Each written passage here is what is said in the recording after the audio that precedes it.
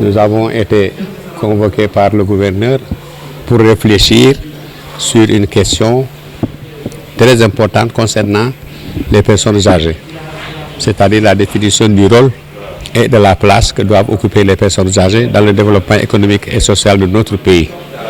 Nous sommes une structure formée par instruction du président de la République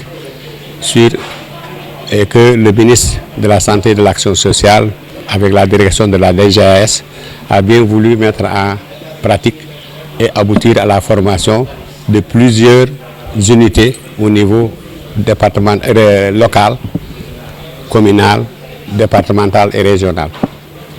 Non, nous avons assisté à un travail qui a été très bien fait, bien fouillé, et nos préoccupations sont telles que les personnes âgées doivent bénéficier d'un certain traitement à l'égard de l'État. La personne âgée, ce n'est pas une malédiction, c'est plutôt même un don de Dieu. Ce n'est pas tout le monde qui sera vieux. On ne doit pas isoler la personne âgée du tissu social. Si vous isolez la personne âgée de son tissu social, c'est encore le mettre dans une situation plus difficile. Ici, chez nous, ça n'existe pas.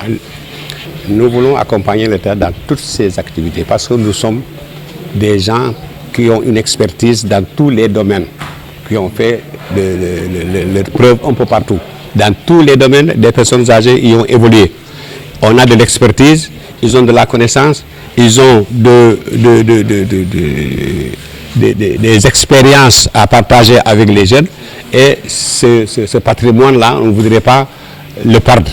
Les jeunes ont besoin de l'expertise des personnes âgées. Ampateba disait, quand un vieillard meurt, c'est une bibliothèque qui brûle.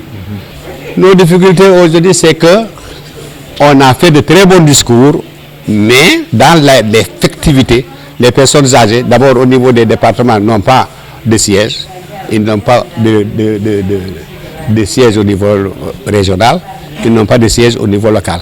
Ils ne sont pas pris en compte par les structures de l'État qui sont à la base. On aurait souhaité que même au niveau du conseil communal, la personne âgée représente la structure là-bas et donne son avis. On nous dit que nous assistons à des débats publics. Un débat public, c'est quoi? Un débat public, c'est n'importe qui. On n'est pas là-bas avec une détermination d'un statut. C'est n'importe qui peut parler. Mais si on nous dit, bon, vous êtes là au nom du CNAS, ça, on parle au nom de cette structure. Et vous êtes surveillés par ceux-là qui vous ont mandaté pour parler à leur nom. Mais quand on vous dit que vous parlez en public, vous êtes libre de parler, mais au nom de qui? Ça, ce n'est pas précis. On nous met quelque part, on nous met au conseil départemental, ou on nous met au conseil régional, ainsi de suite, dans des structures étatiques. Aujourd'hui, on a le dialogue national. Mais le dialogue national, même Famara Sagna est un membre du CNAS, mais il ne parle pas au nom du CNAS. Ce n'est pas le CNAS qui l'a envoyé. Il faudrait qu'une personne soit là-bas et qui parle au nom du CNAS, c'est-à-dire du Conseil national des événements, de donner sa participation pour les personnes âgées. On vient de poser le problème du plan Sésame. Parce que le plan Sésame, ici dans la région de Ziguinchor, n'existe qu'à Ziguinchor, pas dans les autres départements. Nous voulons vraiment que ça soit étendu à tout le monde.